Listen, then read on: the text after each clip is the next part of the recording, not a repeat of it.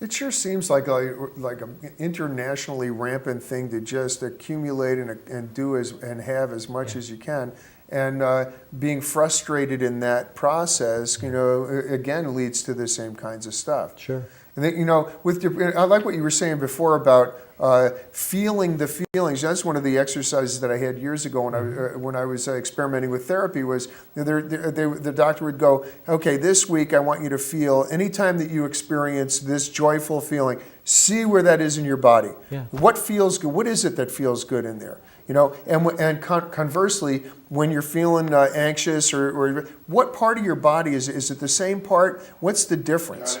How do you tell the difference? Yeah. And by just putting your attention on those things, it takes the charge out of them, but it also makes you aware of just what a victim of circumstance. Victim is a silly word. Well, the perception that we're victims. You're victim of your own. You're victimizing yourself. Yeah. Again, because of the patterning that gets stuck in there that's overloading the body. That's why in the work that I do, we evaluate where is interference not allowing the body to communicate with itself and to be able to adapt to its external environment. Because that's really one of the definitions of health, is to be able to respond internally to the demands placed upon you externally. But if you're tell folks about, I understand that. I'm sorry, I interrupted you. No, go ahead. That's conceptual. Give folks an example of how they could overcome something, or at least assimilate. In what way? I don't know. Say something bugs you. Okay. You're driving along and you're just finding that every day you go out to drive around and you're either late for something or somebody gets in your way or you get irritated. Okay, so you're saying that SOB cut me off. Blame it on somebody else.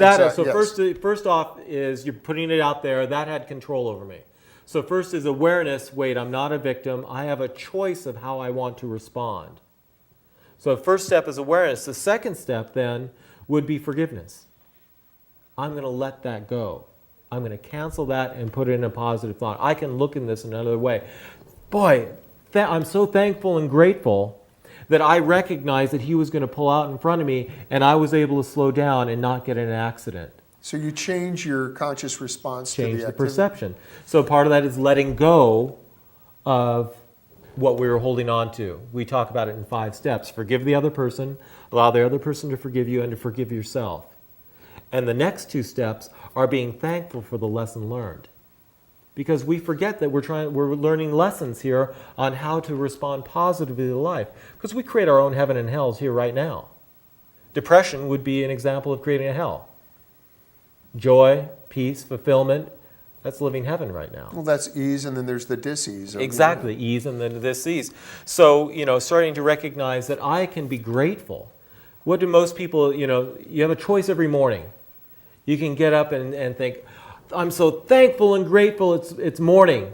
What a good morning, or good God, it's morning. You have a choice. We have a choice, but we don't see it. I have something along those lines for you right now. I'm a positive person. I'm always looking for something good that I can do. However, every morning I wake up with some sort of an anxiety feeling. I could go, with the physical ramification of it, but it's anxiety, no question about it. Yeah. And I don't get to go back to sleep, and I don't get to lounge around and think about it. But once I get up and start doing stuff, the anxiety goes away. Okay. But I still always wake up, and what will come into my mind are the things that I have to accomplish, all the, the multitasking that I'm going to have to do, and then, all that kind of stuff. Is there a way to reprogram myself so that I can wake up with a positive? Well, again, let me ask you, do you think that anxiety really goes away, or did you just shift your focus? That I don't know. See, that's what we found, is that this subconscious emotional memory override is what we identify and treat in the office through the bioenergetic synchronization technique, is to update that subconscious programming, because it again is running without your awareness, because your body runs from your subconscious. So what happens is that anxiety is a constant behind the scenes 24/7, keeping you in a state of defensiveness, a state of separateness. And when you get up, you just shift your focus. It's probably still running there behind the scenes, affecting your physiology. So again, one of the things that helps is recognizing that and starting to doing some breathing, coming into awareness and saying, okay, what are my thoughts? Because again, you were accessing your subconscious during the night. So you wake up, you're accessing some negative subconscious pattern, and you're a positive person. No, that's a confusion for me. And yet, we get programmed, most of our beliefs are programmed early in life. Oh, so it could be something happened when I was a kid that made me feel like I wasn't getting stuff done or something? Could be. What word do you think you've heard the most by the time you're 3 years old? Careful. Or no? No, yeah. Stop no. that, don't. So we're all programmed very negatively. And the universe responds to yes. Yes, I am. But we all, no, I don't. We put up barriers to For keep life away, protection to protect ourselves. But you can't be in protection and love. You can't be in protection and connection with spirit at the same time. You can be one and the other, and you can shift fast. And so that's what we see as the major reason that people are depressed, people are sick, is they're constantly in that state of defensiveness. We're seeing people wearing out earlier and earlier and earlier at a time when there's so much awareness on how to eat properly and all these other things and exercise, yet we see cancer still in an upward swing. Alzheimer's is getting to be an epidemic. Diabetes is epidemic. We're seeing all these lifestyle diseases, again, rampant. And our existing medical profession and pharmaceutical companies are all just medicalizing lifestyle issues. You know? Yeah, with dastardly side effects. Dastardly, well, they're all, aren't they? Side effects are always dastardly. But again, medicalizing everything. If you're a little sad, you must be depressed, you need a pill. Your kids aren't behaving in class, they label them ADHD, give them a pill. Give them a pill, yeah. You know, what 7-year-old can really sit still anyway, as we were talking about. So the thing is we're medicalizing things that are about choices in lifestyle and shifting that lifestyle rather than, you know, just covering up the problem. You know, one of the things that that's come up in some of my more spiritual studies is that, again, that everything is a total illusion. There's no us and them. There's no me, you, it, that, this. And that a lot of the causes of some of this dis-ease, or whatever you want to call it, is the fact that we, through our senses, we believe that we're separate from other stuff. And that's where the victimization idea comes from. Oh, darn, you know, I'm a victim of this, you know, thing I had no control over. But again, then you really do have control over everything in your life because you're creating your reality. The ego's backwards. But how do you get people that are like, how do you get that, you know, I don't even say anything nasty. How do you get, you know, the average American consumer to even pay attention to that? They're certainly not getting it in their religion. Because if everybody were the Christian, you know, ethic that they profess, there wouldn't be any of this stuff. Well, and then that goes where most people's values are very, very similar. If you ask them what's most valuable to you, they say God, truth, family. Everybody lists pretty much a lot of the same things in 10. There'd be a few differences. And yet we see behaviors not matching the values. So people are, right. Their beliefs get stuck negatively like they're a victim rather than focusing on their values. Because we as humans have an opportunity to go beyond the animal world. The animal world is based especially the mammals, are on pain and pleasure. Constant pain and pleasure, pain and pleasure, pain and pleasure, constant motivation. And fight or flight. Yeah, and then that leads you, move you away from the pain and towards the pleasure, so it's always that attraction or repulsion. As humans, we have the capability of being driven by purpose.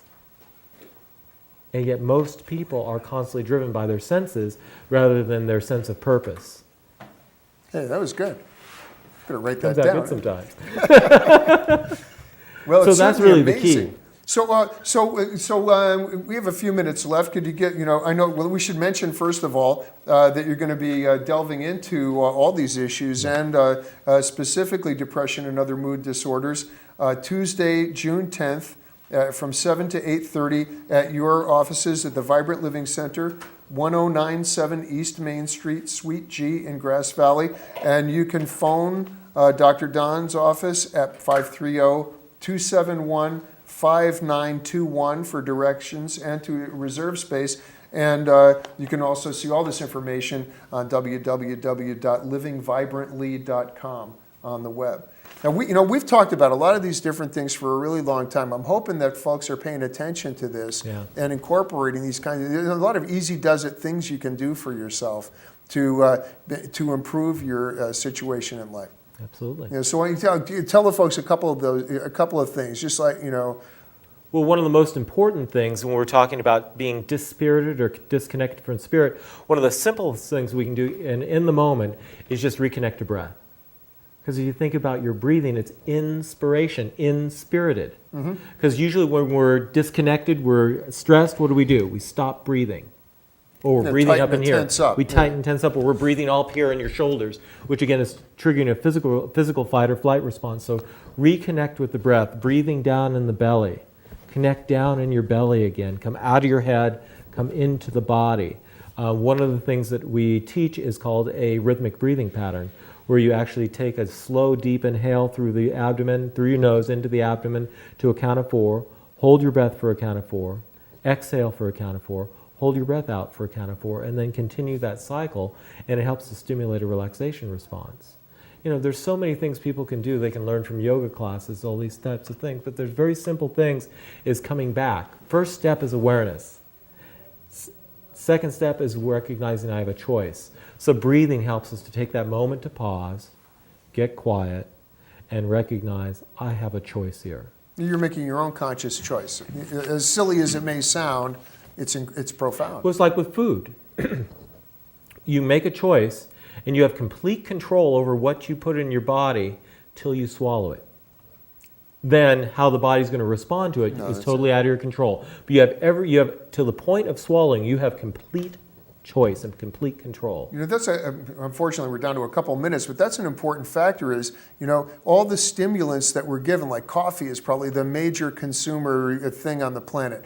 Sugars, that fructose corn syrup stuff, all of those things are anxiety producing things. They're like, go get them, go do it kind of things. Like that super drink you were talking about, the kids are taking. Energy drink. It's not super drinks. It's like sugar and you know, caffeine. Yeah.